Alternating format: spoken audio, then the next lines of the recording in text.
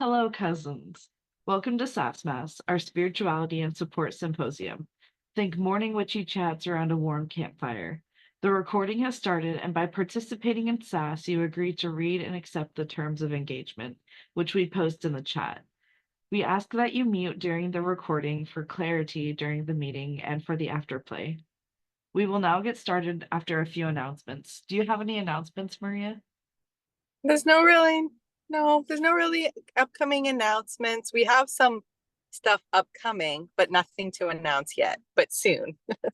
But we're kind of just going with the flow, like taking a little downtime. We're still like doing all our regular stuff, but we're working on some projects, some workshops, a new event that we're going to roll out.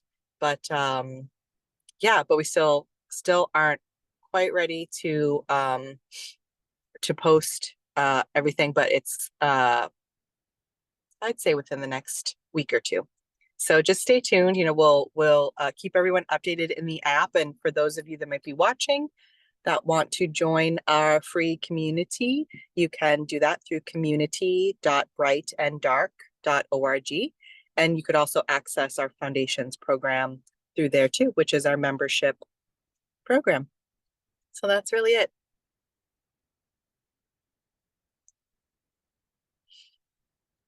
Thank you, Maria. Sure. We have a very small SASS today, very cozy. Yeah, very cozy. I'm gonna be driving home. I'm not very far from home, so I'll listen in and then I'll be more engaged when I get there. But yeah, there's the three of you on here. So what do y'all want to talk about? Feel free to give us a topic, whether in the chat or or just pop on. But How's the veil thinning going for everybody? I personally have been doing like a lot of work with like my mother wound and the dark moon and uh like how it corresponds to Lilith and like the divine feminine sort of work. Um and so as the veil thins, like so does so does I was gonna say so does my patience, but it's really been really restorative work for me to be doing. It's just really intense. Is anybody else doing any work over this month for like the veil thinning or any preparation for autumn or winter? Sorry, I meant autumn preparation for winter.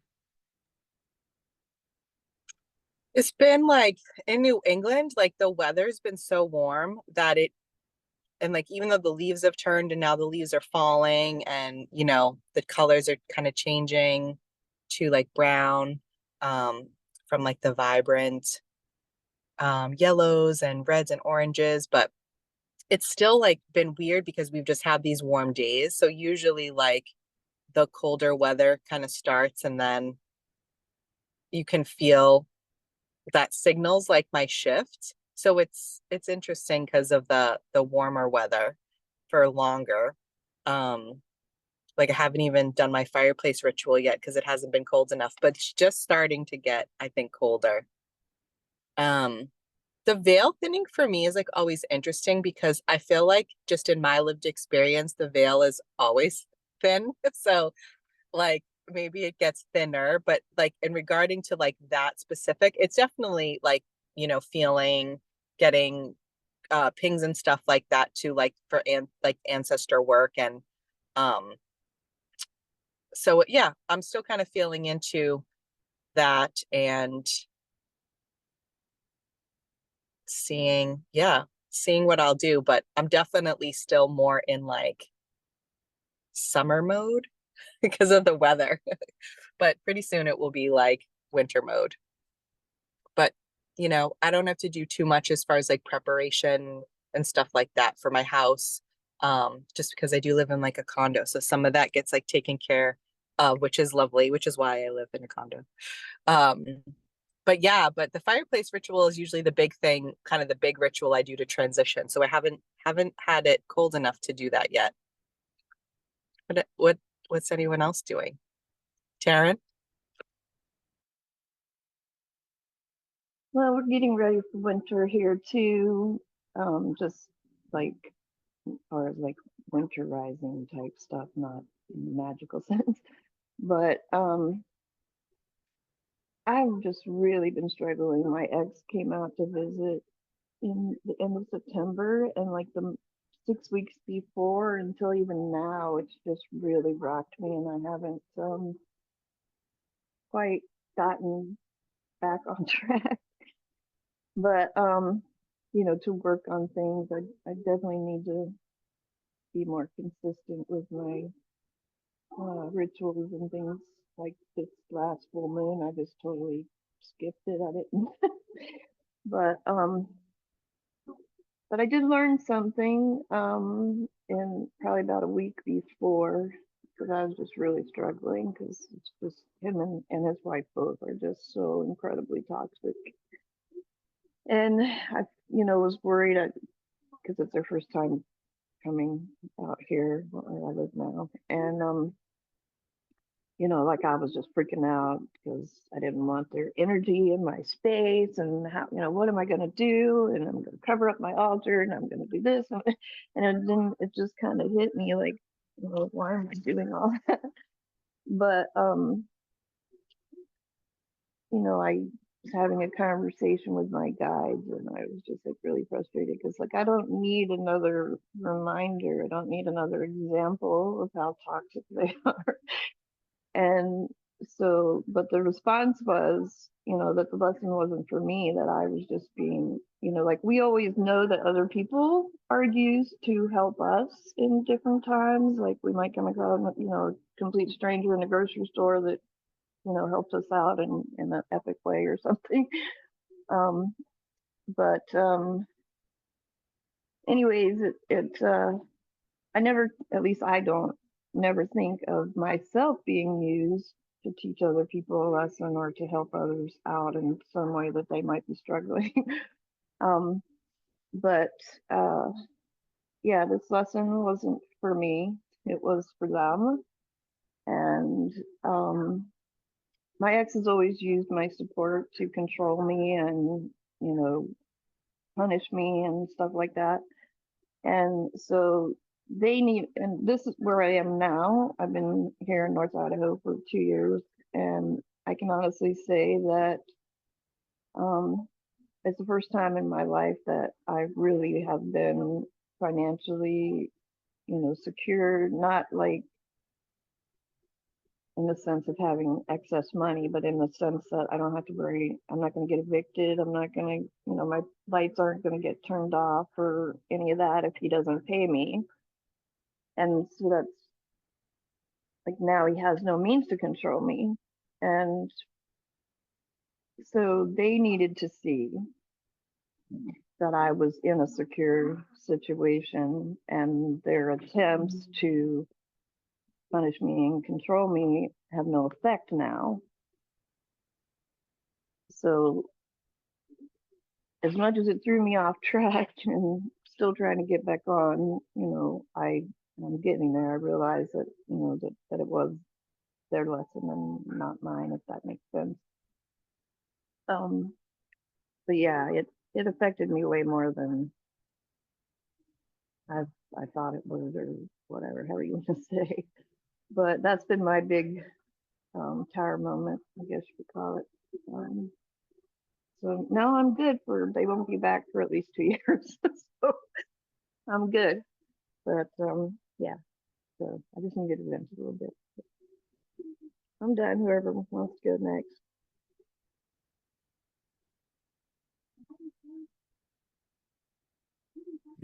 Thanks for sharing that. Yeah, I remember kind of you sharing leading up to kind of then preparing for that visit. So thanks for like sharing that update kind of on the other side of it. And how do you feel, like how do you feel now? How are you feeling today? I know I'm not back on track, but I'm feeling I mean, I'm pretty good about the experience. I guess you could say I feel good in that sense. But it's like all new for me because I haven't ever been in this position. So now when I tell him to F off, I can actually back it up.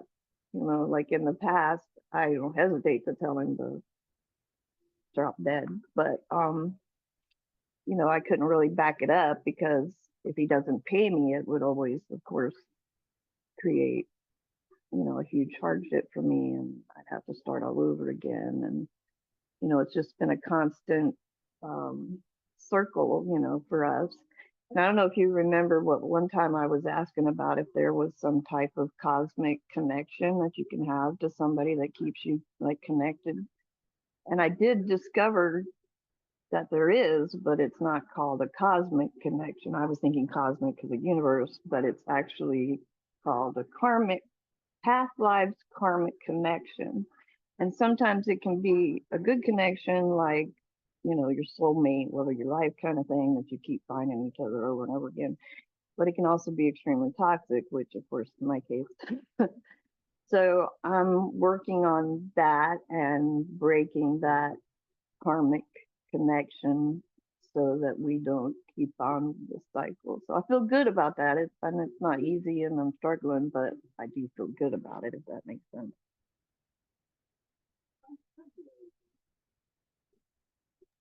Yeah, totally. I can resonate like with my brother relationship. I'm like, what the why do I have to do this again? Because it's like, yeah.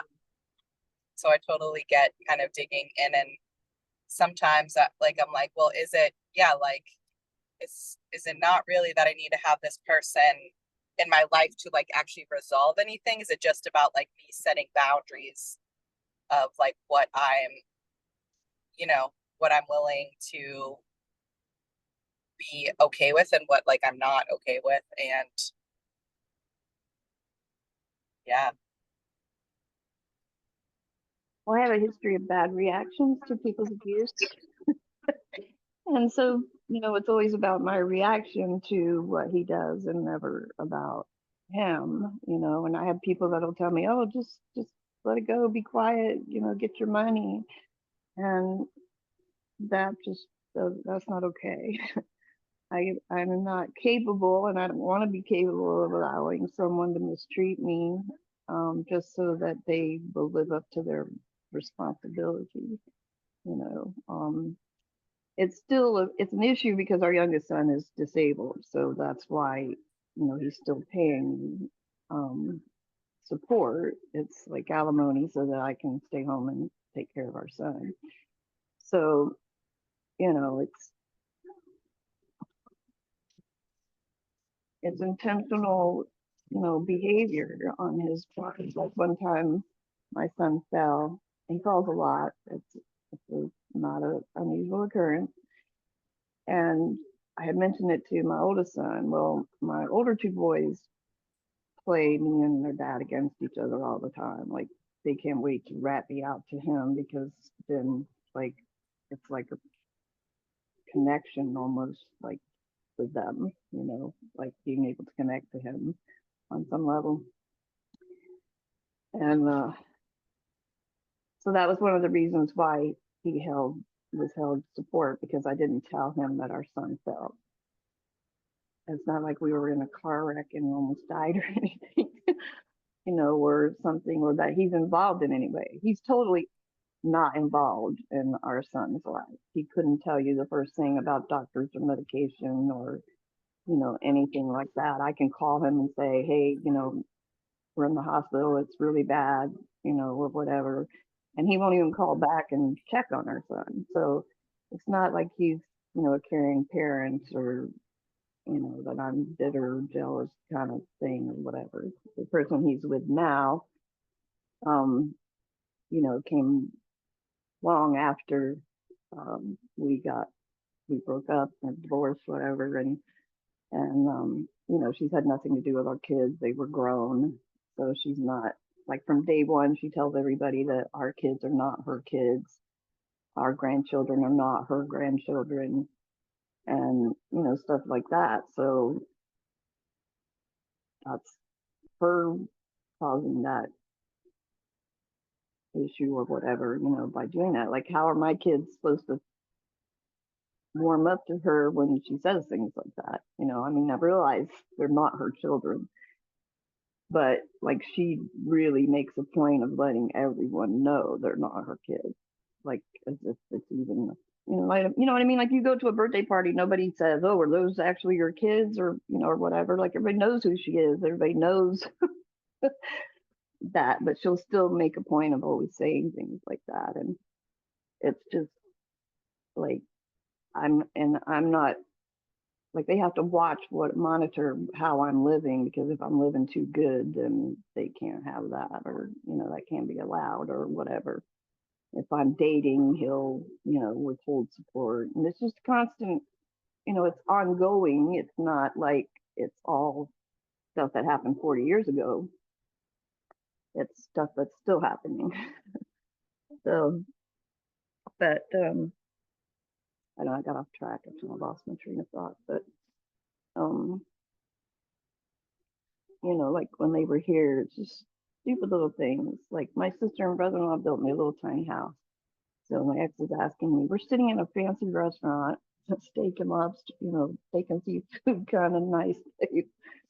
And he asked me about my little house, and I told him that, I told just my sister and brother-in-law they could fix it up or build it however they wanted to. The only things that I wanted was a wood stove and a dishwasher, because I'm coming out of an RV. So, um, and immediately him and his wife both at exact same time start berating me at dinner at the restaurant about why I want a dishwasher. I don't need a dishwasher. It only takes 2 minutes to wash the dishes. Blah blah blah blah blah. And normally I would, counter that, but I just maintained my cool, and I looked at my ex and I said, I wanted a dishwasher, so I got one. And then he's like, "Oh, well, blah, blah, blah." Well, that man never did a dish in his life when we were together, so don't lecture me on it only takes 2 minutes to do dishes. So it's just constant stuff like that, little nitpicking stuff that just like put me down, or, embarrass me or whatever. But I think I did pretty good this last time we were here.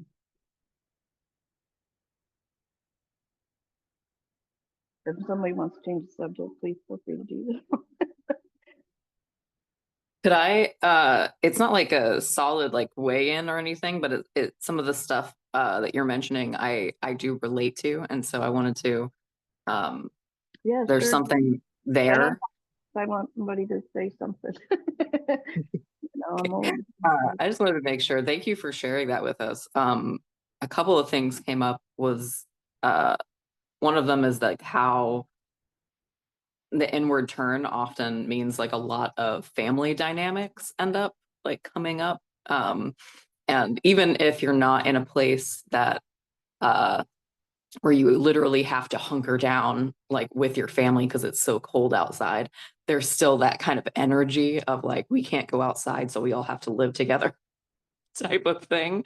And so I noticed that happens. And I was feeling a little bit of that when you were talking, of this kind of like feeling stuck with these people, with certain people that, are not easy to be around, and who, um, you feel like a little tethered to, like, karmically. Um, does that kind of resonate a little bit? Yeah, definitely. That's an excellent way to put it. Yeah. And then I was also just maybe a week ago, I was talking to somebody about um, like, I like to think in terms of like frequency a lot, and the kind of what you were describing, what it related to me with karmic, like life paths, or like our past lives type of stuff. Sometimes when we experience people who uh like basically abusive relationships of any kind, like, or toxic relationships, that kind like a lot of times especially if it's a long-term situation, uh, it's actually safer for us to adjust our frequency closer to theirs. Because what it seems to be happening is these are miserable people who, anytime you start to not be miserable like they are, they want to drag you back into it. Like that's that misery loves company thing. They feel validated when you are matching their frequency. They're like, oh, I'm not alone in like a weird way.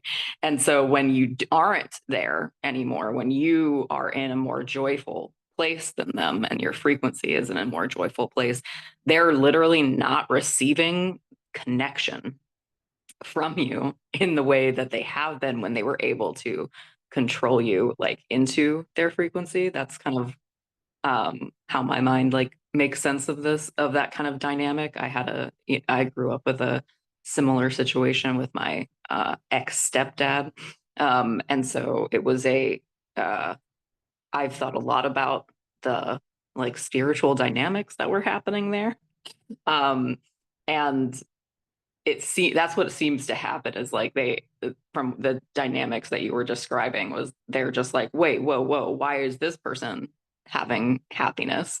And then they can't really relate to that anymore. And so in a weird way, that is them trying to connect with you. It's just, unfortunately in a way that is harmful to you.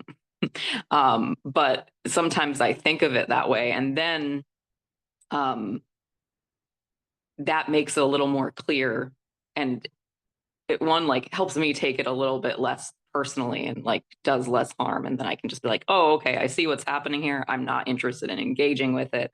I'm gonna go stay on my joy frequency instead.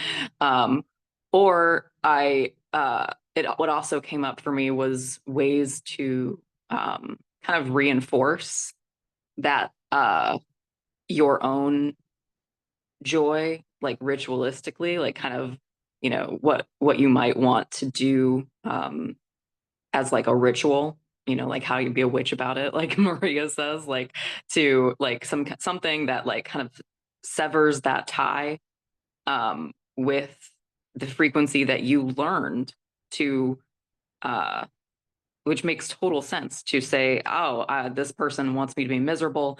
I'm just going to let them have it so they, like leave me alone.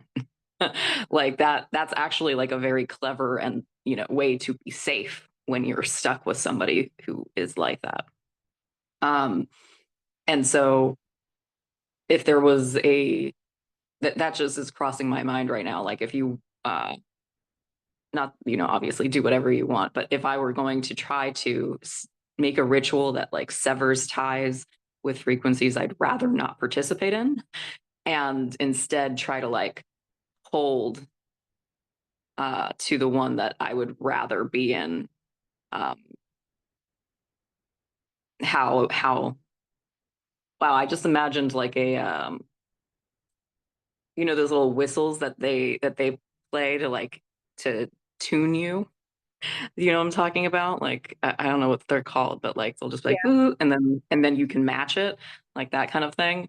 Like that's kind of the image I was getting, was something that you could hold to as like, I don't know, a totem or just any kind of representation of, if you whenever you have to, you know, uh engage with him, how you might be able to hold to the, your who Taryn is in that moment, rather than, letting him uh, try to drag you back into whatever miserable thing that he and his wife have going on between them, because it doesn't seem like, um, just based on that interaction, it seems like they wanted to spread their misery to you in that moment. So I don't know. I think that's the end of my thought train. But You're spot on. I just don't talk as well. It's hard for me to get things out, and I laugh when I'm nervous and when I shouldn't be and stuff like that. But You're no, great. exactly. Like he doesn't want me, but he can't stand the idea that I don't want him. Like it's mind-boggling to him because he's just so awesome. Why wouldn't I want him?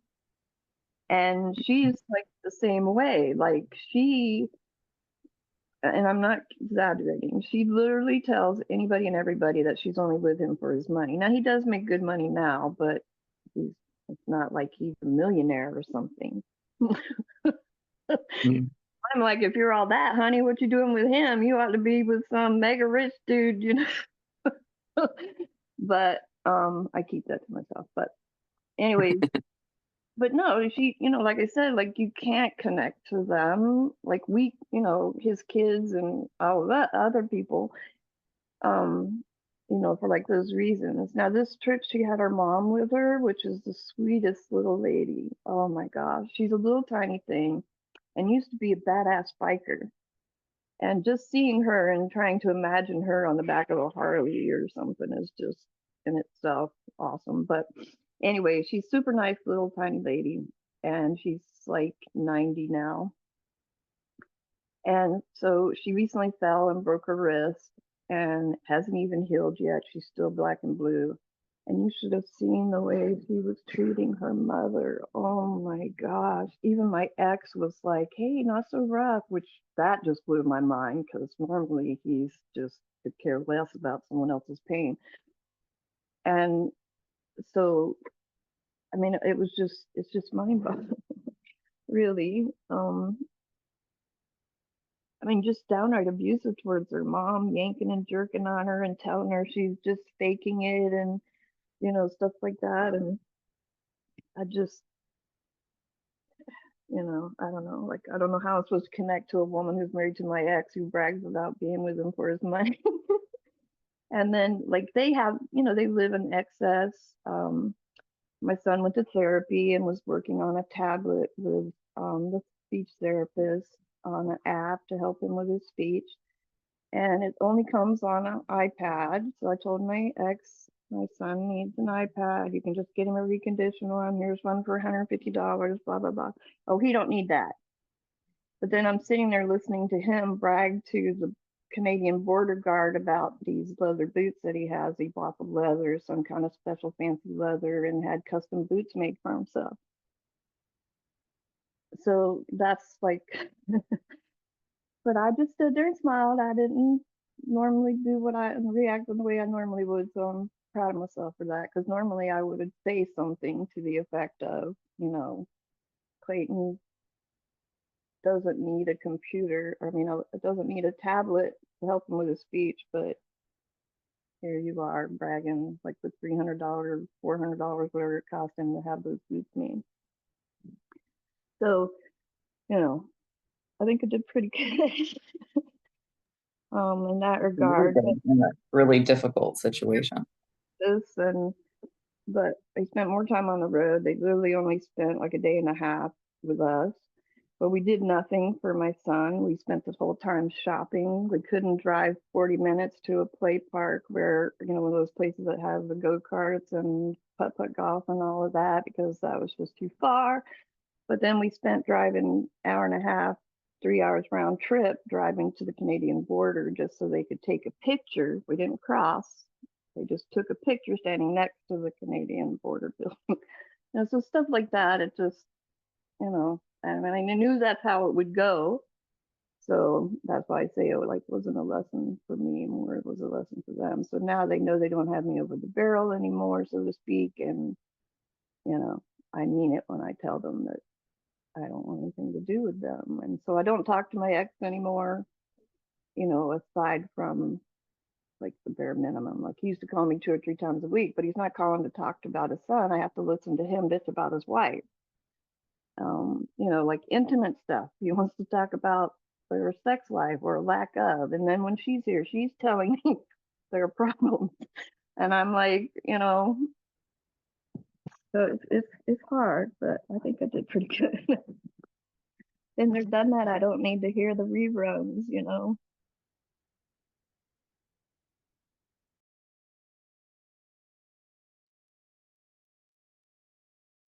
You're doing a great job. That's a really hard situation. Thank you for sharing with us, Taryn.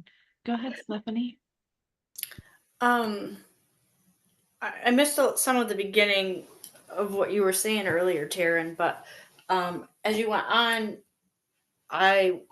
man, can I relate? I co-parent with my ex and with a disabled child, and he sounds like it's the same person. Like he sounds so much like the same person. Um, I've I've been fortunate to not have to depend on him financially, which is good because that would be futile. But I have found that the more that I do this work, and like Ezra said, the more that I'm able to, raise my vibration, and um, the more that I learned how to gray rock. I don't know if you're familiar with that term. Um, Part of the reason narcissists behave that they do, like Ezra said, is to connect and to get that attention and to get that energetic feedback. And when you become about as interesting as a gray rock to them, they move on because they're not getting their narcissistic feed, right? Because you're no longer interesting. If you're no longer taking the bait and playing the game, then they move on to the next person who might respond in the way that they need. It sounds like you're doing that. It sounds like you're doing really great with doing that. And from experience, I can say that the longer that I've done that, the easier it gets. Much easier it gets, and the much easier it gets for me to experience these exchanges with him from a place of being an observer, to just being able to like watch the situation and not become fully invested. It was hard for a long time because I have to advocate for my daughter, and her needs. As she has become older, I've had to step back a little and allow her to discover who he is, uh, which is painful, but also has led to her growth, and led to her and me being able to my doing the work, and that has allowed me to support her in ways of um, interacting with those kinds of personalities. So basically, I just want to say it resonates.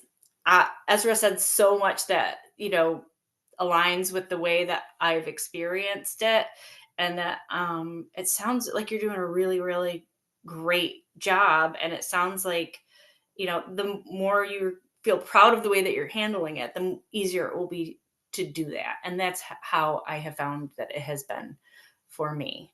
So I hope any of that helps you. At the very least, you are certainly not alone in this. And I'm going to mute and pass it on to Virginia.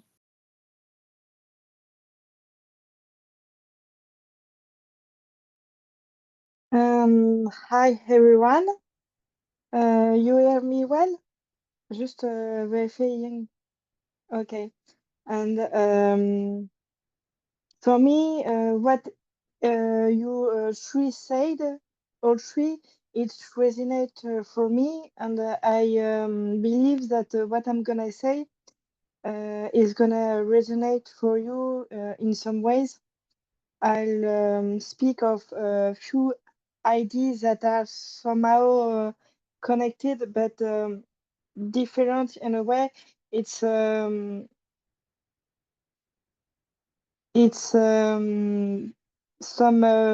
reflections that I started to have, but I didn't really put it in words. So it might be a bit. What I'm gonna start with is the beliefs that I have is we come to the world as babies, as children, when we're children, we receive the education from our family, society, teachers, friends, and blah blah blah.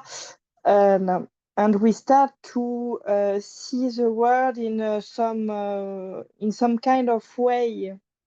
And the way we see the world might be similar to what some to the way some people see it, and it might be very dissimilar because we are not aged enough to see to understand things and to see things in other ways than black or white, yes or no. Um, and what I mean is when people are adult, they they live in the world that they believe they are seeing. So when you don't act like you see the world in the same way that them, the feeling I have is that they're they are put in front of another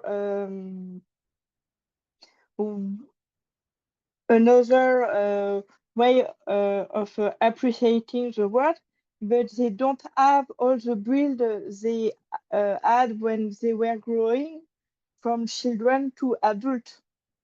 So emotionally and the and on the emotional point, on the understanding of things, I feel like they go back to when they were children, and so they react in ways that seems that are very irrational.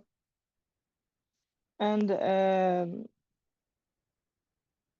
when you or I or someone is faced with this reaction, we don't know how to act because nobody teach us um, how to help others grow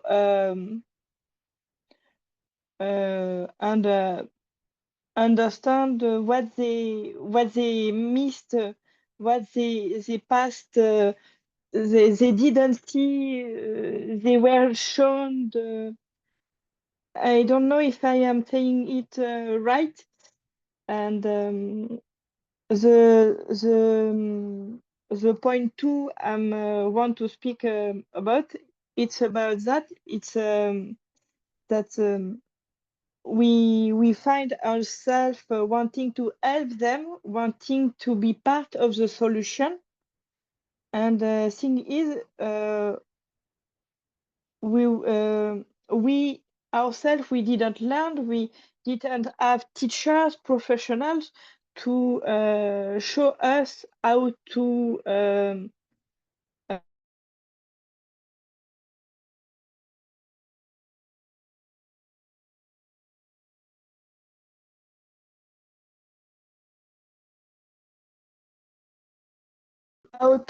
act so that the emotions of the other people isn't impacting us in bad ways. We don't know anything of all that, but we want others to be happy, so we try to help, and we somehow we fall back. Um, we don't go forward. We end up going reward. I don't know the word, but I think you're getting it. And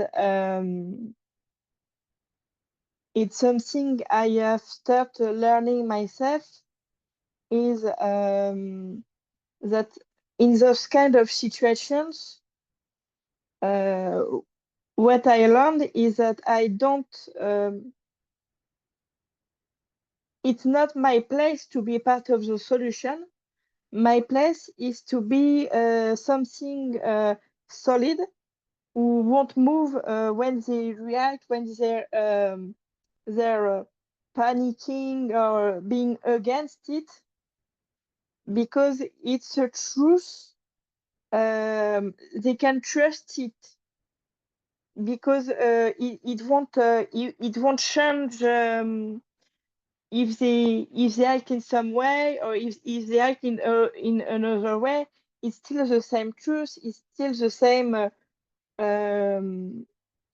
reality or world they live in. That's when we are not professional. I believe that's the most we can be. Just to be there and be ourselves and being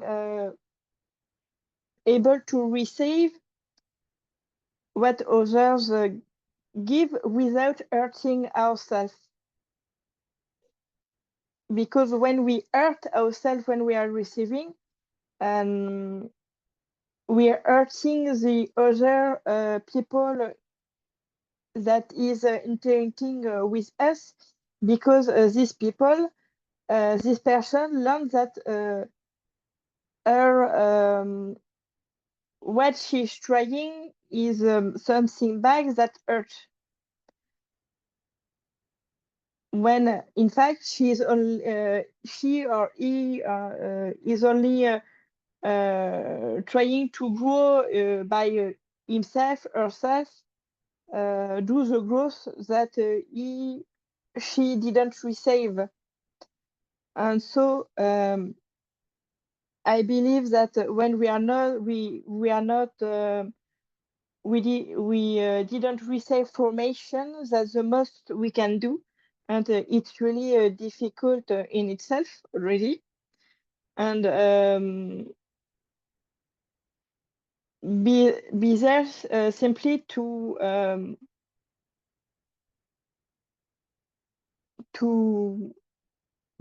show that the world they're entering, the way of seeing the world they're entering, this new place, the ground is solid, not you're not on a boat, you're on solid ground, and all the rest can only be done with some kind of expertise, experience, and counseling of someone who is professional, who know what to look, the past, not the past, the path they have to walk to go to the next point. And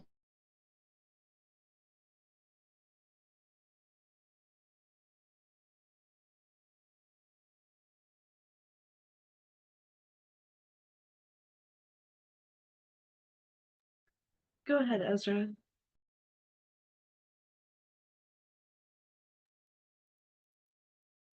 Let's see.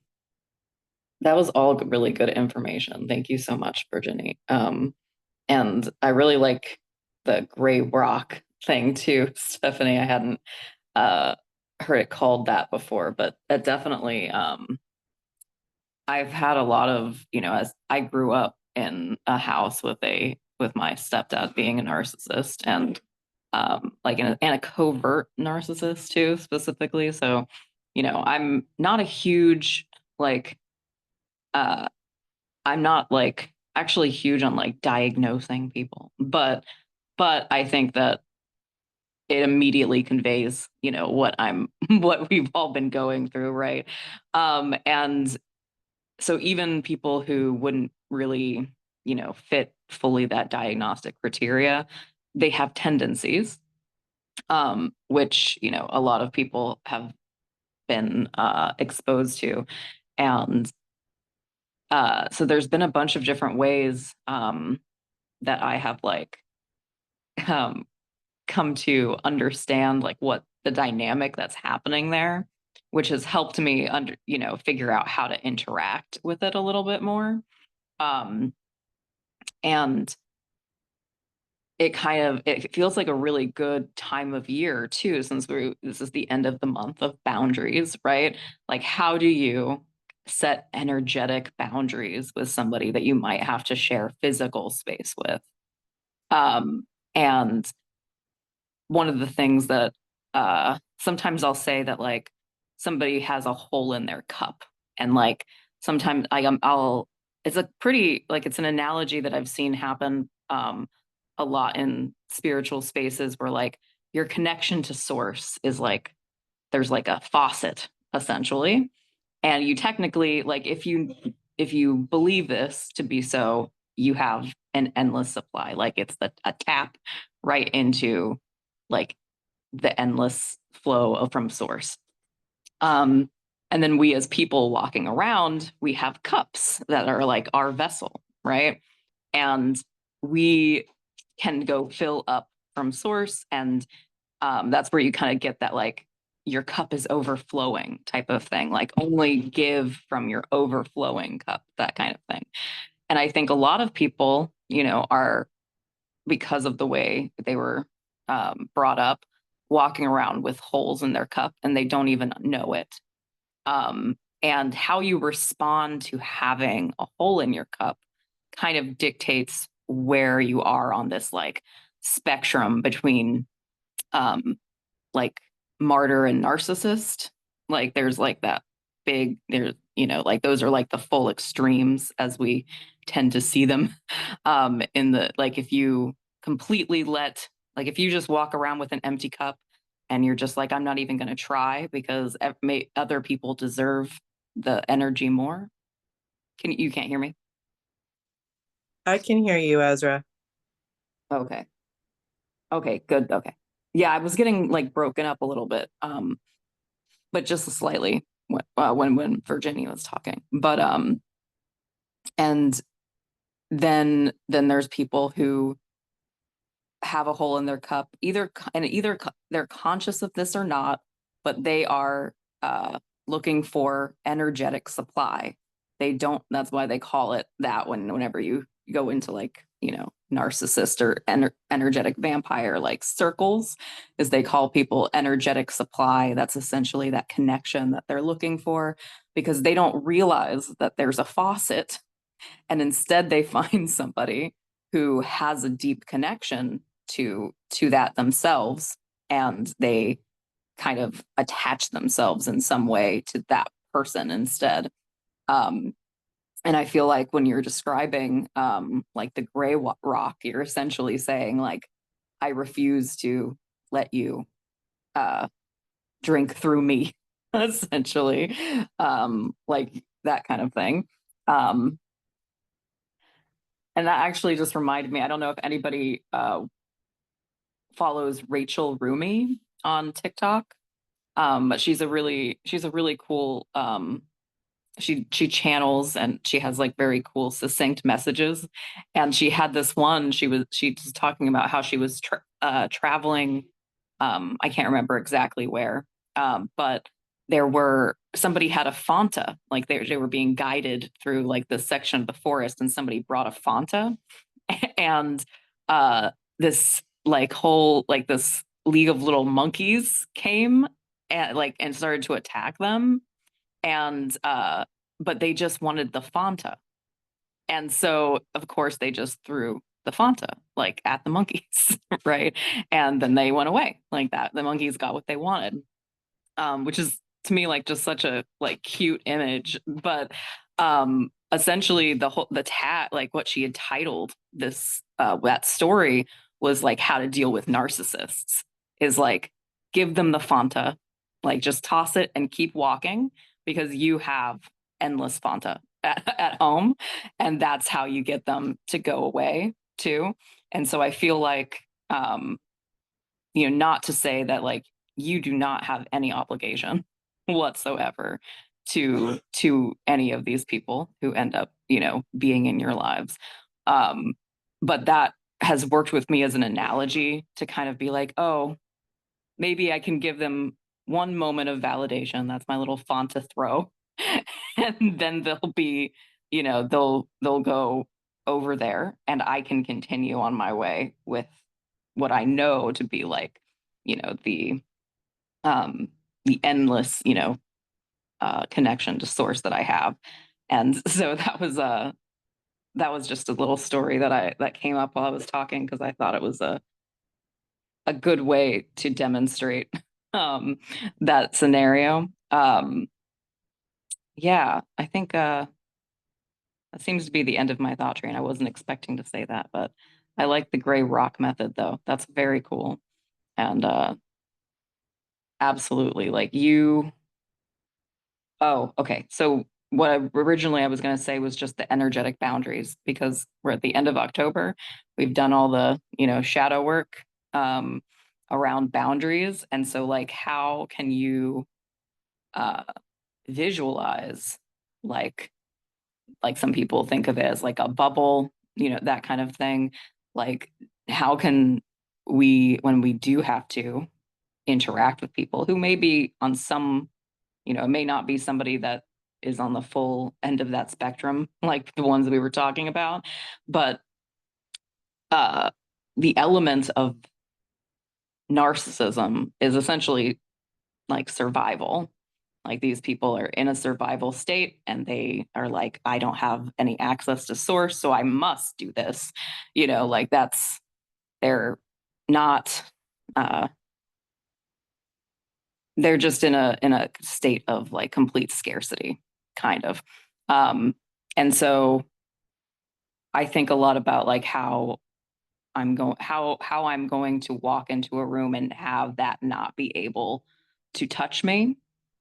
Like, and as I continue to practice that and build those boundaries, like sometimes like creating a mantra of like, my energy is mine and theirs is theirs, and there's like a wall between us, that, that kind of thing. All of the like having, of course, some kind of physical representation of your boundaries, or the boundary balm, like we, like when, like that kind of thing. Is a really good way to just remind yourself of your power in those situations, because also, like Virginie said, we were taught as a kid that we don't have boundaries. Most people are not taught how to have them, and we are just kind of at the mercy of yes, I did say your name. um we are at the mercy uh the of the big people in our lives, and so then that just continues to be more and more evidence that we are at the mercy of other people. And so I think that would be like either with the boundary bomb, if or anything that can just remind you that you have power in those situations, and that your frequency and your endless connection to source is always present, even if you're sitting across from somebody who does not believe that whatsoever, and they're in like full scarcity and full like, I need, if I like, essentially their brain is like saying, I'll die if I don't get this energetic supply from you. um like I will be completely like, that's, I don't think that most of them are thinking that consciously, but that's kind of how they're behaving. So yeah, I think that's it. Big stretch.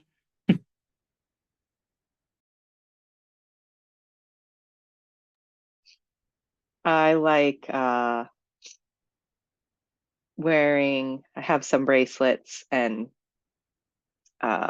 there's one specific necklace, but tend to do more of the bracelets too. Like, sometimes I like wearing bracelets, but sometimes it's like I feel like, okay, let me put my armor kind of on, and in the sense where when I say armor too, like the it is to me more of that, just like reminder, and right, like this object that holds this signature for me, that like in a heightened emotional state, or when I'm just feel myself getting like aggravated, which in like, those situations where someone is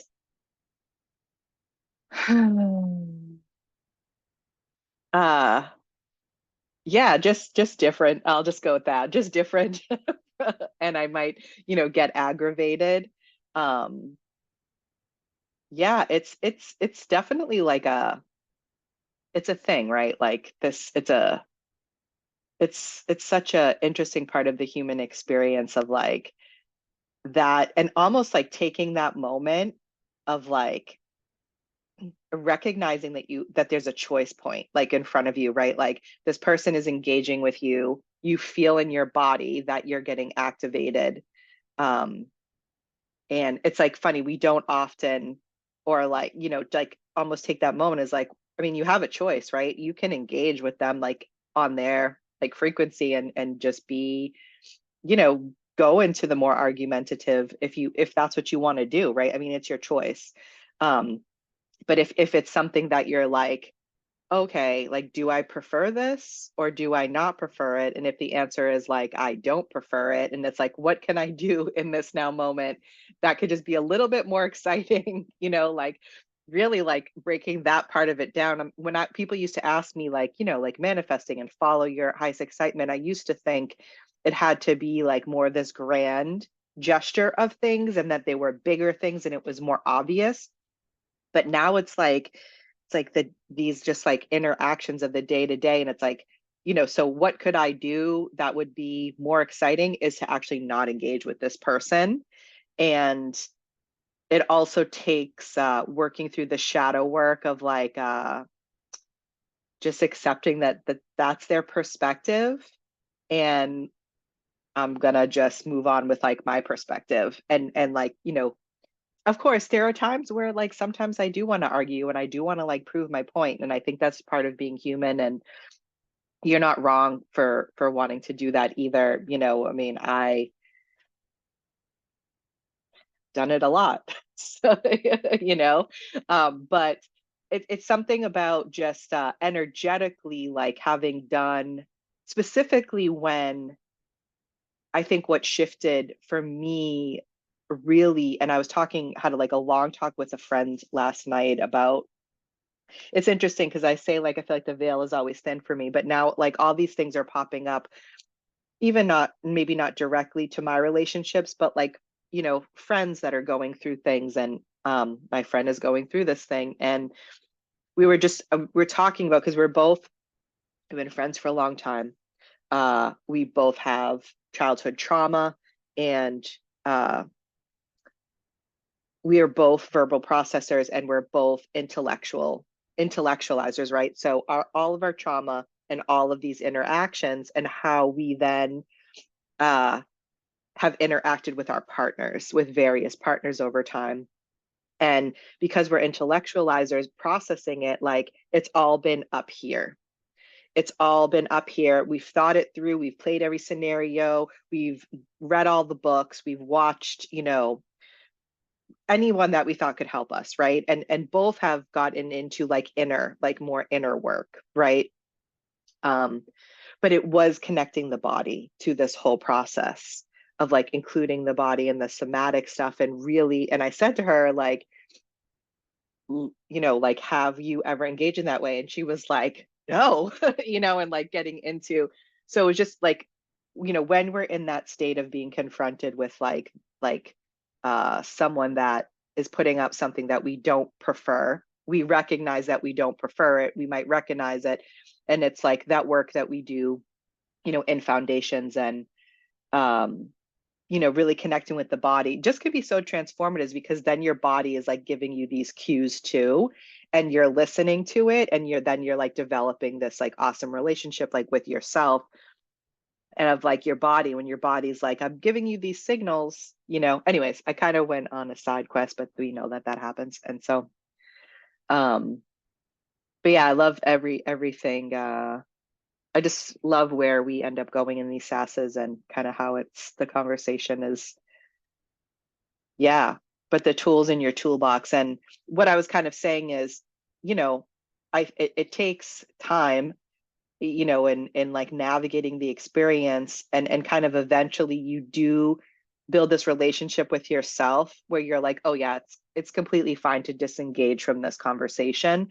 And so I'm at a point where not all the time, but most times I don't have that feeling anymore that I need to like prove my point to be validated or accepted, or I need to like, like, you need to know this because you're wrong, and like, uh, just kind of being like, okay, like your perspective is also valid, but like, thank you, have a nice day. I'm going to go over here. And I know that's like a super simplification of it. And that's not always like how it goes, especially if it's like your child or your partner. But it's just been interesting, like navigating that specific feeling of like that specific moment where somebody says something and you like get so fucking annoyed. And you know what I mean? Like, I just think that that's such a, like, looking at it as a zoomed out perspective, like, and like that particular moment when we have this choice, I feel like, like, which energetic experience would you like to have right now? Ezra.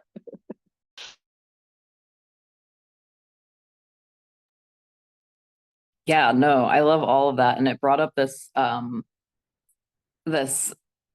process that I've been going through when like ever since, so like over the last, I mean, technically couple years, but especially the last few months, I've been doing like this like deep feelings somatic work and doing like tons of like breath work and just trying to learn new ways to integrate my body into things that I've been thinking about. Kind of like what Virginie said in the chat, like that knowing what to do and then introducing it to your body. Like there is a transitional phase there, especially for intellectualizers.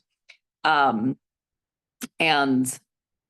because it's so funny, all the layers of intellectualizing that I went through too, because I thought 2 years ago, I was like, oh, when I learned what somatics was, I was like, oh, okay, so I'll just do that then.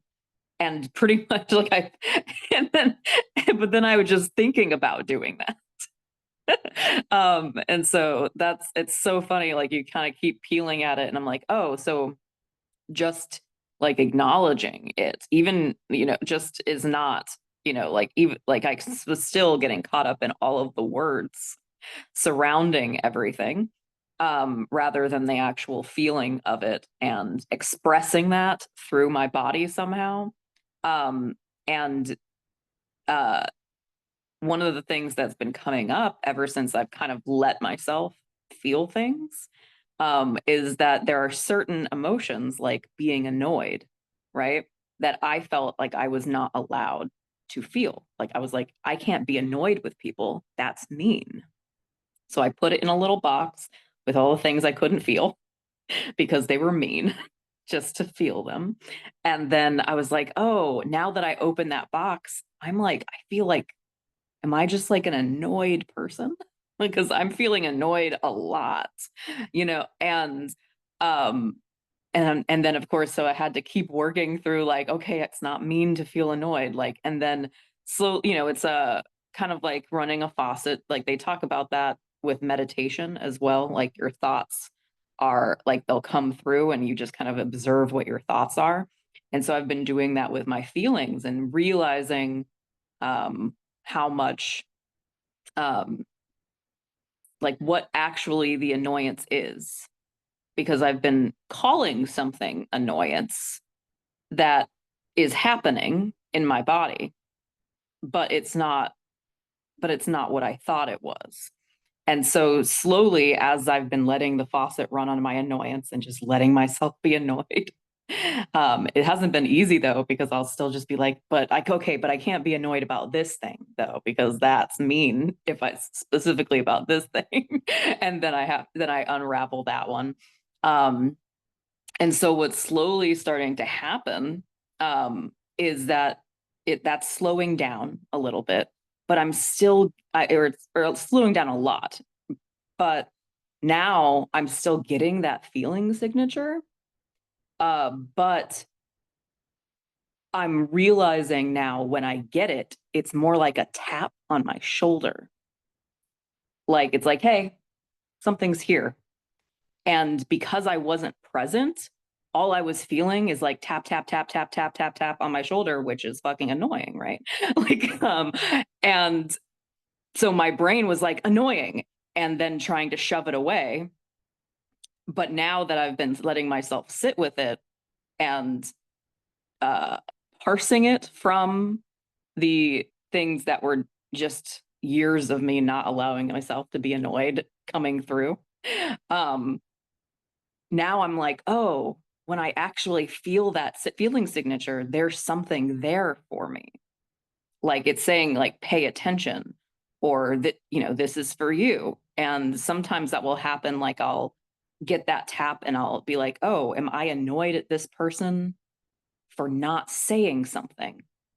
Because I'll get like a sentence or something in my head, and I'm like, why aren't they saying that? Like usually it's it's somebody that I would like to hear something from, whatever is happening. And then I'm like, oh wait, that's for me.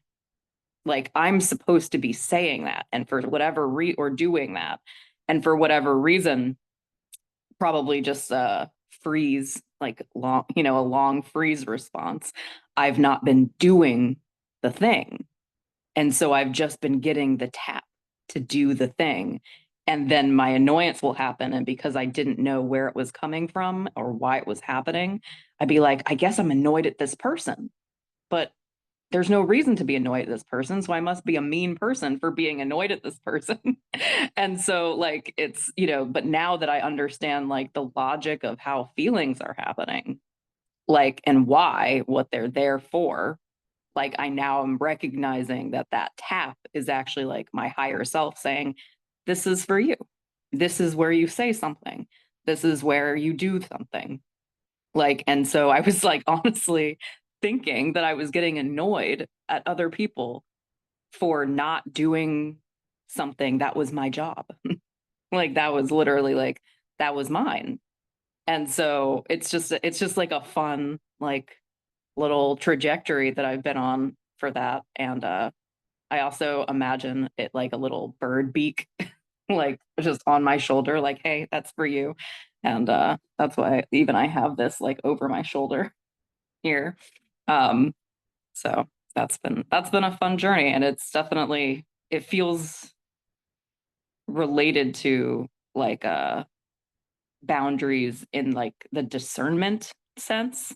Like instead of judging the things were that I felt like were for them, but were actually for me, and or myself, or judging myself for not doing something that was for me.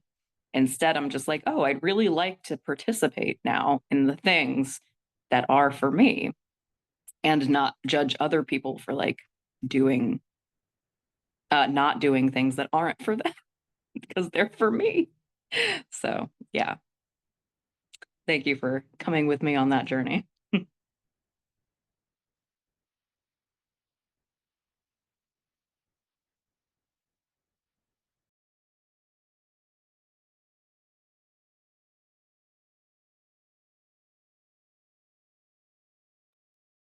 Oh my gosh, Virginie, that cat looks like my cat. I don't know. Like, oh, wait. Okay, never mind. I mean, it still kind of does, but I thought that the butterfly was like, I thought it was like a elongated, like it looked like the shape of the hairless cat ears up at the top. And I was like, oh my gosh, that looked like my cat. But it's still very cute. But it's a cat and a butterfly. I'm like obsessed with your cat. I mean, the like she's like, it's like she knows about the Zoom or something. Like the way that I've never seen a cat like look at the camera before, like, and I feel like she knows like what's going on. Yeah, she's super into being on camera, which is like it's such a fun energy. Like she literally walks up to it and like looks right into it and does little like poses and stuff. So she's I keep saying that she's like going to be a catfluencer or something like that. So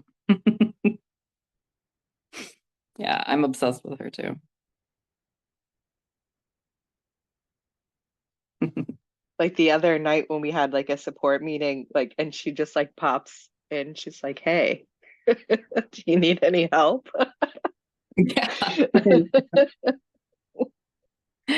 She's like, "Hey, I heard you guys were talking. Yeah, so I'm funny. joining the meeting now." She likes being on my shoulders, but she really likes just, I mean, she loves cuddling too. So, and she's getting used to the space, which is very nice. And she's a sweetheart. And I think this is yeah, so it's been exactly 1 week since she came into the house. So her quarantine is almost up. We're gonna start introducing her to other spaces. And I got like a strap, like one of those like baby straps, so that I can put her in my like just carry her around. Um, yeah, and I also got like a little harness to like take her on walks at some point, but we'll see about that because it's gonna start eventually. It's gonna get cold outside. I say that, but it's been hot the last few days. So yeah, we're talking about you. Hello.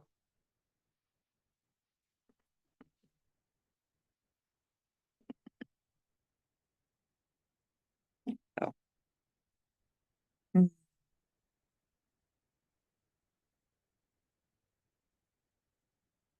Go ahead, Virginie. Yeah, just quickly saying I'm in my parents' home and they're starting to go their ritual to sleep and other things. So I need to move. And but suddenly I wanted to speak about cats and animals and the fact that they're quite more smart that we think. And I say it quickly because just because I like to watch TikTok video and things, and I discovered some kind of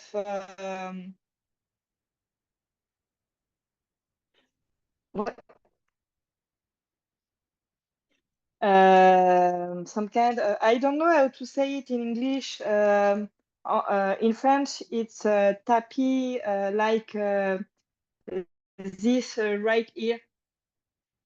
It's something with buttons, and each buttons has a color or a picture. And when when the animal press on the button, there is a word that is being said, and so it makes it able to have some kind of conversation with the dog or the cat. And I saw a video which I found myself funny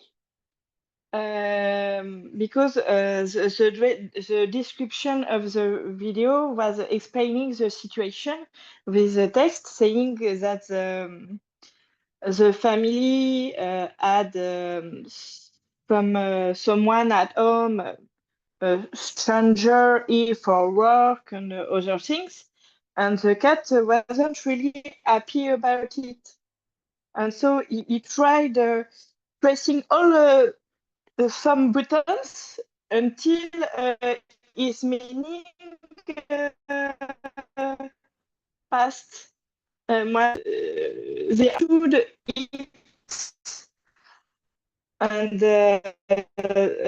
his meaning was outside, people outside, and they understood in the end that he wanted the stranger outside. He wanted the stranger to leave the house, and he used the and try it's his meaning. So yeah, I believe your cat knows quite a bit what's going on because pictures, understand pictures, and the way act and the way you feel and other things.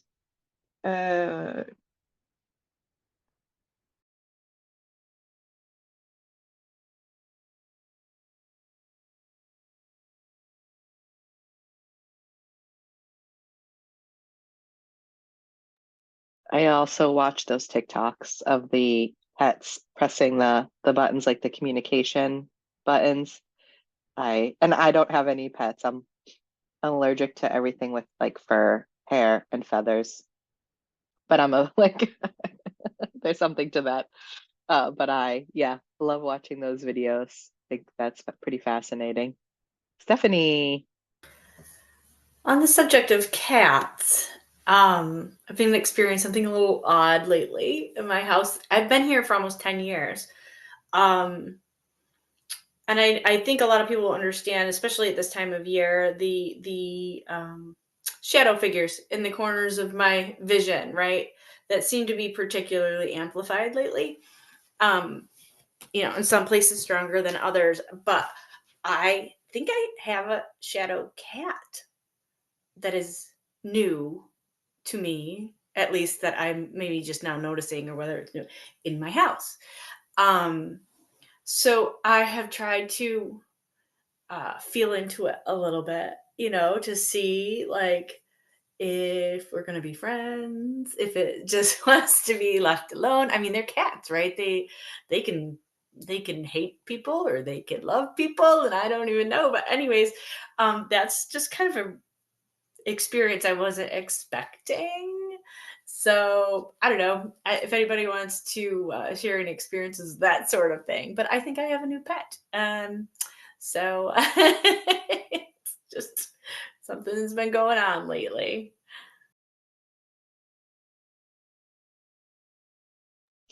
The only vibes like I'm getting is it's not necessary, maybe not connected necessarily to you, but someone that either lived in that house or your pets. Well, I have two dogs, one that is lovely with other animals, and one that eats them and rolls in them in the yard. So who knows? But yeah, that's interesting. I'll have to get that to think. I'm just trying to um let it lead, if you will, because I'm not feeling anything. It's not unnerving or scary or anything like that. I'm just trying to like be patient and see if it goes anywhere right now. Mm. And it's always in a similar spot, like always in a similar spot, like pretty dead center in the house.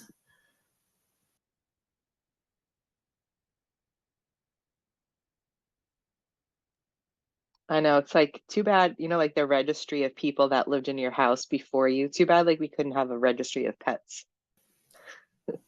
Yeah, I know, because my house is so interesting and that like my house chose me. I like did it completely on a gut feeling. It was way bigger, way more house than I needed or wanted. It's the best house. I love this house.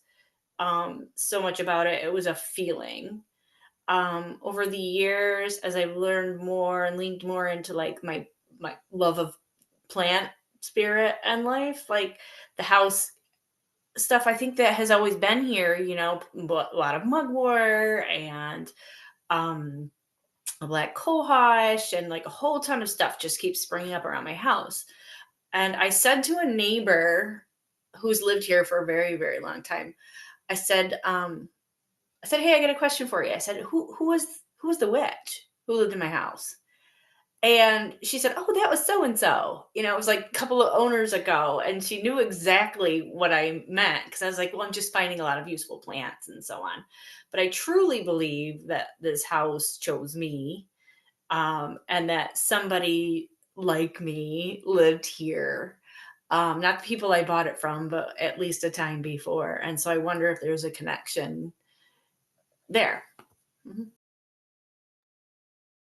Where is you said that the cat keeps showing up in the same spot? So when you enter my house, there's a hallway, very short hallway, and that leads right into my living area. So it's right in either in the hallway close to the living area or in the living area close to the hallway. Does that make sense? Am I describing that correctly? Which really is, you know, the very center of the home, like the very center of the house. Like from that point, you enter anywhere else in the entire home. So, and it's always right around there, never outside of that space. When are you, have you noticed any like some like commonalities between the times that you've seen like anything happening? I think a lot of times it's when I'm quieter on the couch in the evening because I'm kind of aimed in that direction with my line of vision and I'm quiet and I'm still, which I'm generally not. Like I hit the ground running all day. I don't generally sit down um until, 8 or 9 o'clock. So that would make sense that that's when I noticed it, but maybe I'll try and pay more attention to that, and see if there's times outside of that as well. Yeah. No, that's very interesting. And it makes sense, like, if you're super busy, like cat energy tends to want be prefer the stillness. Um, and let's see. Uh, do you like work with like the spirit of your house much? Yeah.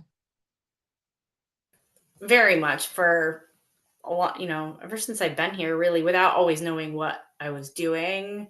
In the last couple of years, though, I've got a very regular practice. Awesome. Yeah, I love Yeah. that practice. It's such a good one.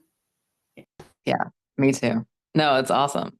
I'm so curious about your developments. My first thought is like there's something that, that's like a almost like a greeting, since that's like the entryway, you know, type of thing of the house. And I experience a cat, cat in the corner of my eye. I always or not always, I attribute it usually to my cat that passed away like a year and a half ago.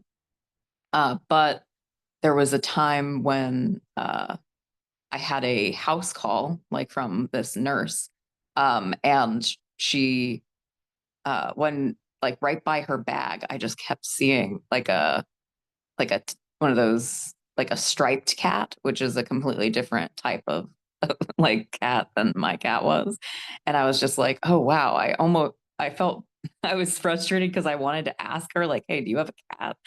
Like, or did you have one? And then I didn't, because it didn't seem to come up at all. Like it would have come right out of nowhere. But I'm gonna get more comfortable being being that person, just saying, do you have a cat? Because I'm seeing one like right next to your bag that I've never seen before. So um yeah. And then actually when I was um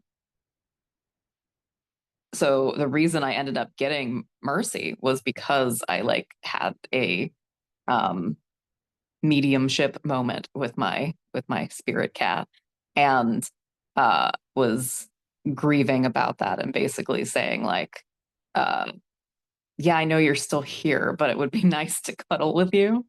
And he was just like, and it basically gave me the energy of like, okay, well, get, I need a new body type of thing.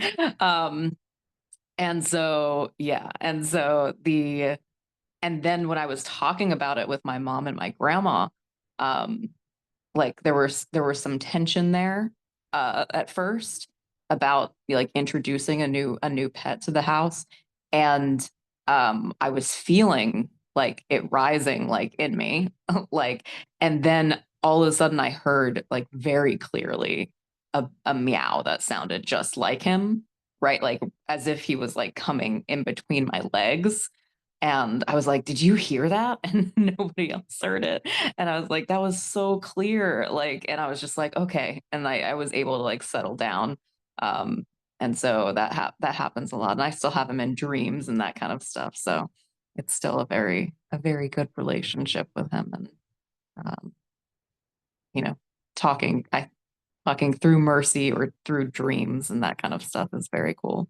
So I'm so curious to find out more about about your cats, your spirit cat, shadow cat situation. Yeah, go ahead. Something you said actually triggered a memory for me from yesterday, about, not saying something when we see these things, or we, feel these things, are like, and I'm trying to get better about that. Yesterday, I really wish I had, because we were going to see Les Mis yesterday, which was amazing. I hadn't seen it before. And we were a few blocks away from the theater, and three guys came out of like an apartment, and immediately I said, I heard, they're in the show. And I was like, well, that doesn't make any sense. Why would they be coming out of an apartment like 2 blocks away from the theater, right? And so we followed them in the direction of the theater, and didn't they go into the staff part of the thing? And yeah, they were in the show. They were in the show. I saw them on the stage like the whole freaking time. And I was like, man, if I had just said, hey, are you guys in the show? Like, we maybe could have got a picture with my daughter or something cool. But like, it's just another one of those circumstances where I can't quite figure out, and maybe other people have more better experiences with how to be able to voice some of the things that we know, right? Or that we think, or that we're feeling into, like, and we're so scared to do it. And that's something I would really like to work on. Maria, I thought maybe you would be able to chime in on this, because I would really like to practice um voicing it in a way that didn't freak me or anybody else out, but like I could play with it a little bit and see, if it's the real deal. Maria, go ahead. Yeah, I think that one thing is when it, couple things really. So is sometimes, well, you can't go wrong. I feel like it's really like your comfortability with it, right? Like it's like there's one train of it. So when I was doing more professional tarot and mediumship, it was kind of like when I was really trying to fine tune like my language, because sometimes when spirit talks, it can, you sometimes have a hard, or like when I'm clear audience, so sometimes I have a hard, not always, but there are times where like I had a hard time understanding the words. And so it was kind of like a frequency thing, and kind of playing around with my own system to almost fine tune the communication so like I could get it more clear. And sometimes that's just even saying like, I can't hear you, you need to like we need to figure something else out, or show like give another sign. And there were times that, so again with the somatics, like there are just some times when you get a message and you just know you just know, like there's just no doubt. And so and like, so it's like, do you share that or not? I will just say the one thing that's motivated me to share is I think that the fear part of it was something that I think used to come up. But to be so honest, my experience with people, once they like know, either knew that like I used to just say like I would, tarot reader or psychic or a medium or whatever, and now like a witch. But like once they knew, it was like there's a part of them that really wanted to connect with me or like know or get the message. So I had so many experiences where people like wanted it, that now it just was kind of it kind of like built up my confidence. And certainly like if there's a longer lengthy message, you can ask for consent. But the biggest motivator is it's just so fucking cool. Like, like like the response, like when I, like, so some during readings for other people, one thing that's kind of hard is getting specific names. So like the specific name of a past loved one, or like even the name of their partner that, you know, whatever. But it's like, oh, was your grandmother like, you know, Mary? And they were like, yes, like it always has just been such like a really cool thing. That it like the positive experience has like far outweighed any. I can't even remember any negative. The closest thing is like a skeptic, but they often end up sometimes being like, they'll be like, I'm so skeptical in this, and then they're like, but this one time I had this visitation from my, you know, like like my grandmother, and you know, it goes like on and on. Like I love actually talking to skeptics. So I think that a lot of people have this bit of intuition, like, you know, we kind of and have an intentional practice with it. But I feel like a lot of people get these pings and stuff like that, and they choose to, for maybe for religious beliefs, like, or they call it a different thing. But I just think that is more common, and almost, I don't know. Yeah, I guess I don't have any advice for like trusting it. I just kind of, it's almost like a little bit of a danger rush. Like I just say, like, if you do feel comfortable, like just start doing it because it's really cool. And you usually end up getting like pretty, you know, like, because in that sense, you could just be like, oh, like I just had this feeling. Like everybody experiences that, right? Like they don't need to know I'm a witch, or they don't need to know, like, you know, but I feel like there's that part of it where people can relate, like, oh, I just had a feeling. And because I think that we all kind of get those. I wish I had more like a, you know, more like a thing to say, but I just kind of say just do it. Just like jump off if you want. And I often am not, I often don't say that about many things, but you know, because the one thing is like when I didn't say it and then they told me afterwards, and for me to say, oh yeah, like that's what I was thinking, it's almost like you never believe me, you know what I mean? Like do you, like could you ever believe that that's what, but if I like had just said it and then like had that, oh yeah, and I'm like, oh my gosh, that's, it's just, I suppose just my experience with it has been pretty, I guess pretty good. And at the same time though, like there's we've talked about this before at SASS, like with that said, I don't ever put pressure on myself or anybody else about like, I need to give this person like this message, you know, or, and I don't like, kind of just going a little side quest from what you said, but like when people are going to get messages, they're going to get their message. And you might be one opportunity that, you know, spirit has seen, oh, like this person is receptive to hearing me, and like it's one way to get the message. But if it doesn't happen and doesn't align, the person's still going to get their messages, might take longer, the next person, or who knows. So I don't also like put pressure on myself either, you know, that like, you know, I think it's just that practice. It can be more of just that practice of listening to your intuition, how it shows up, what kind of feelings you get when it does happen.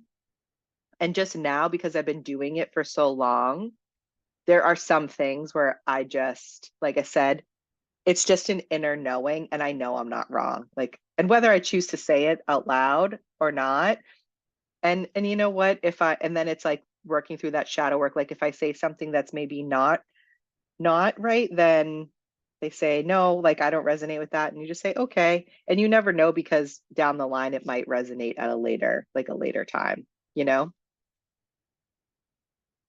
So I don't know if any of that was helpful, but I'm sure, like had anyone else on the call want to chime in, because I feel like there's probably something we all go through,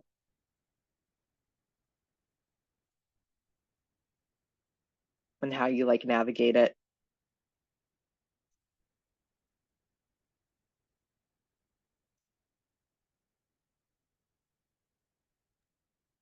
Something I did do the other day when I was at my songwriting class I actually did say I'm a witch there, which I had not before, although the kind of music that I've written, like if you had any, it, like if you knew anything about it, like that kind of thing.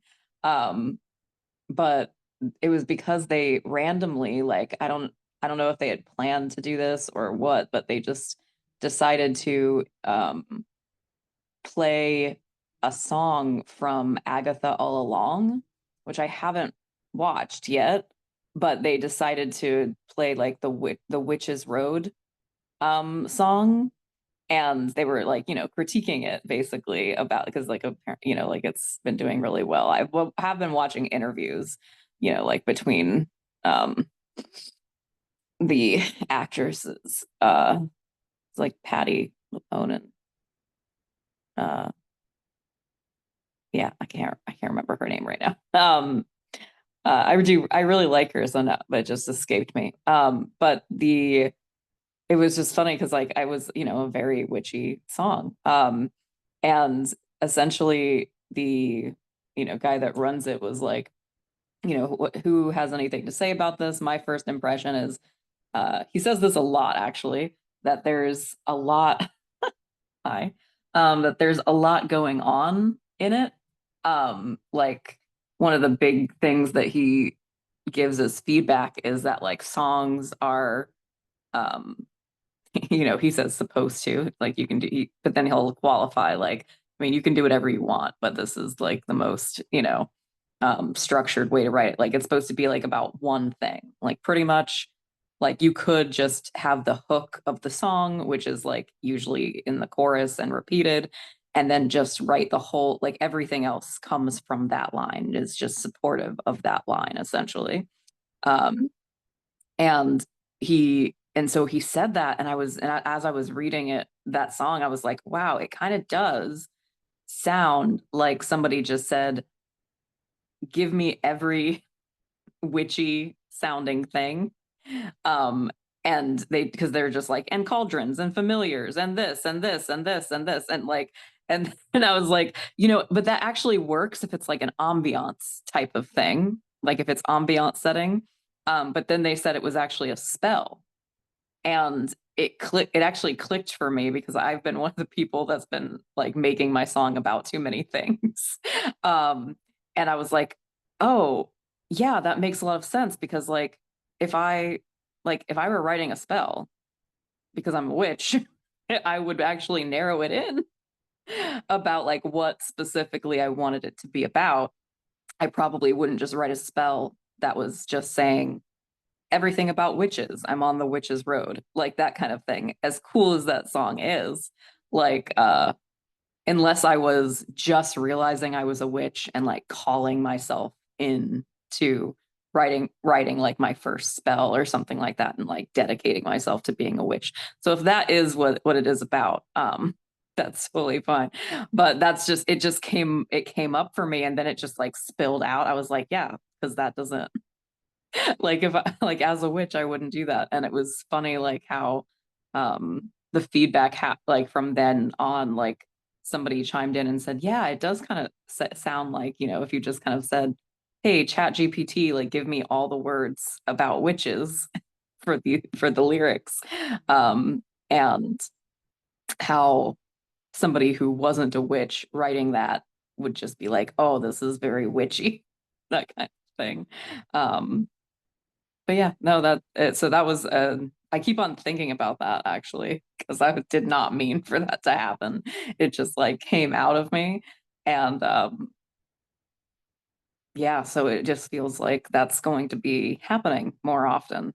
Um, so I'm excited to see how that like shows up in people's lives, and like if there are more messages like for like, or like glimpses, like how would it have been if I would have just been like, hey, weird question, but do you have or had a cat?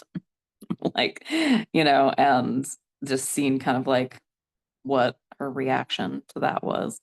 So Yeah. Like sometimes I just like I'm big on like I say vibes because people like, everybody says that. So I'm like, oh, like I'm getting this like orange cat vibe from you. Like you do like, does that like resonate with you? Just, but it is. And it also though, I just want to say it is a way to really engage with your intuition, um, in a way that will deepen your relationship. Because I think sometimes like when we get pings of intuition in a certain way, and maybe eventually they're like, okay, well, like they're not listening in this way, let me try like another way or something. But it is really a way to like, not only is it like you're getting the message to somebody else and that can just spark really cool conversations, but it is also an exercise in with intuition that can help you.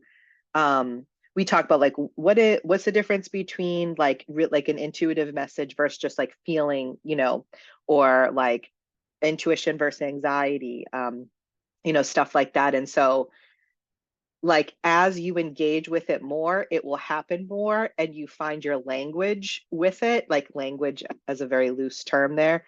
And so although I don't maybe have any advice of like how to like kind of get more comfortable with it, I feel like for me it was kind of just like a rip the band-aid. That's how I, just kind of engage with it. And but there might be people that I'm like definitely not, no, like absolutely no. Like so just offering that, I guess, like as if you choose to kind of go down, it will happen more and you can really get that energy signature feeling in your body to know like, oh, okay, this is being channeled, this is information, and sometimes now like I wonder like what's actually coming from my higher self, and like maybe what's coming from uh like your, as it was like sitting with someone, like what's coming from me and my guides, and like or what am I picking up from you and your guides. And that's also a fun game to play, and sometimes I can't tell the difference and I just let the words come out of my mouth and see what happens. I'm very like the Sabrina Carpenter song that says my give a fucks are on vacation. I'm very much in that era of my like life, whatever. And so it's great like to be there, and I'm just like, so I'm just going with that. How do you feel about Stephanie though? Like, how do you feel about engaging with it more? Like, do you feel resistance in your body? Like how do you feel? No, less and less, because some something about hitting 50, like I do not give a fuck. Like entering cronehood is like way better than I could have ever imagined. It's so great. Um, like you stop quite caring so much about the thoughts of others, and you can, and I feel like it's easier to lean into like the crazy old lady witch, archetype. Like, let's lean in. Um, I've been practicing more and more with people who I feel really safe with about it, But I like what you said about just verbiage for me is always really helpful. Like, I'm getting this feeling, or like you've got the orange striped cat vibe thing. Like, I really like that tip. I'm going to try and see that, because when I have the verbiage for something, then I have the confidence for something. I don't know why words are so important to me like that, but I think that that would be very, very helpful. Um, and the more I agree with you, the more that I've engaged with it over the past couple of years, it's just, all the time now. It's like so much. And, I don't even always have the explanations for things, but I no longer need them. I don't feel like I need to understand, like when you were saying like where is it coming from or whatever. I don't even have to know that, right? Because I think that if it's coming from my higher self or their higher self, to me it doesn't matter, because it's all tapped into the collective consciousness, right? Like, so it's all one and the same in the end. But like, yeah, I've given it a lot of thought lately, leaning into it more and more. And I would like to lean into it even more because it is coming up again and again for me, so much. But yeah, I can lean into the crazy old witch trope. I'm here for it completely. Yeah. It's like when someone's like, oh, like you're such a witch, and you're like, thank you. Like it's such a big like that's what I was going for, actually. Yeah, or people are like, "Are you a witch?" And I'm like, "Well, it depends on who you ask," you know? Like, because it means something different to everybody, you know? But yeah. Absolutely. Mhm. Virginie.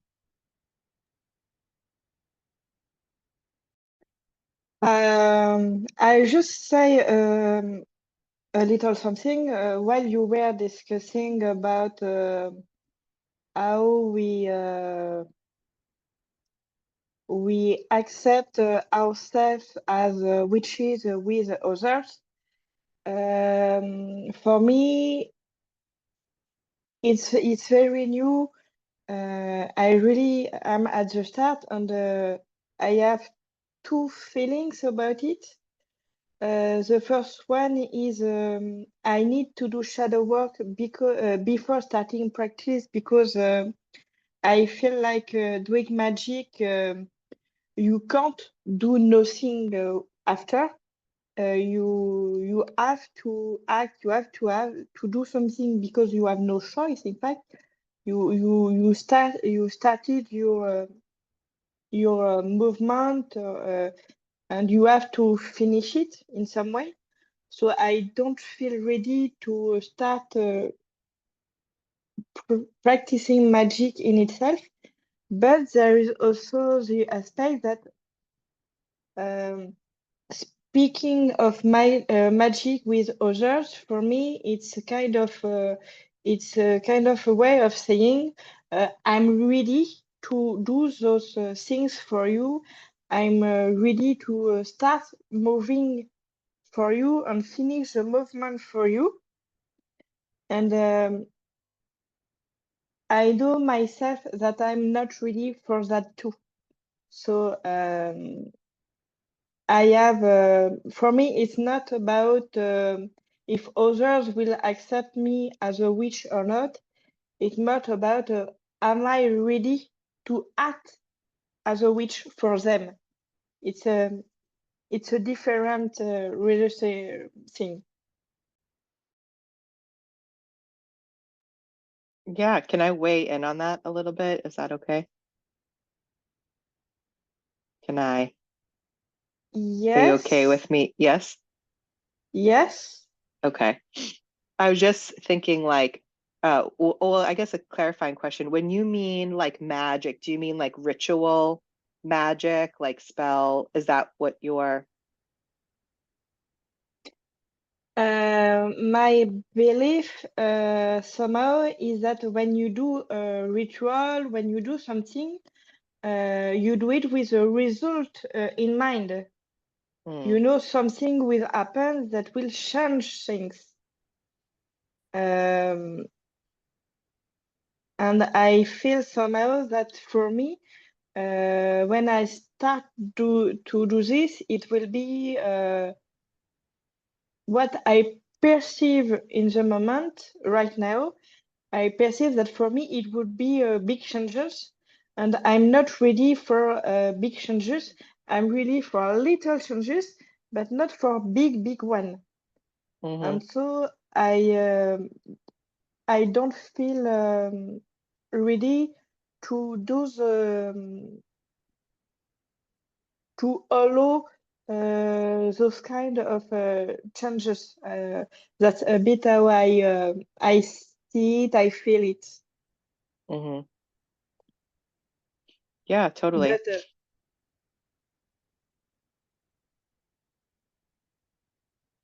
Yes, um, totally, Taryn. Like, yeah, the readiness. Yeah, I think what your shadow work is a great like place to start, and that's why we have foundations is heavily like based in the shadow work. Just like there's so many magical things that we can engage with on the day to day, you know, like Mm-mm. stirring your tea, like making tea can be so magical. You know what I mean? So like those types of things, the way just that we kind of go day to day. And then yes, there are like kind of those more ceremonial type things that we engage with like maybe you know, when we're working, even like at Witchwork Circle, we're going through the full, you know, ritual of casting a circle and doing things. And there is a lot of, there's different traditions, there's different perspectives on that, which is a whole like rabbit hole and can be, you know, interesting. But I think you said something too, like the biggest change that really happens is your own perspective, and how Yeah. you like see things and relate to things. Um, and just kind of to like we maybe haven't talked about this in a minute, but the the relationship that you have with your magic and your magical experiences, and that there are different dynamics, and one of them is power over all, right, where you are trying to control something or someone, and then there's the power for all, which Yeah. is, you know, taking away that power dynamic and the hierarchy of it. We all, you know, generalizing, but I think most every human I've come into contact with has had some social conditioning around hierarchy and things like that. And so, like, kind of that was a really, when I started really getting into more of the ritual magic and things, thinking about that perspective, like where am I coming from? Is this a, you know, is this more of a power for all, because that is what I feel more aligned with and how I want to practice. And then it was much things really started to become clearer in the ways that I wanted to practice and the type of magic and spells that I wanted to do. But yes, but just like also just recognizing that there's so many magical things within just your day to day, you know, and it's like, yeah. And yes, and there's another point now that I'm thinking about it. The the reason why I started shadow work, it was to be to resonate with myself better, but it was also because I'm gonna do magic as at some point. I know I'm gonna do it. Uh, but what I mean is that there it's a bit like a triangle. What I need, what I want, what I desire.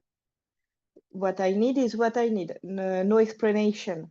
What I want is what I say that I want, and what I desire is what I feel, feelings,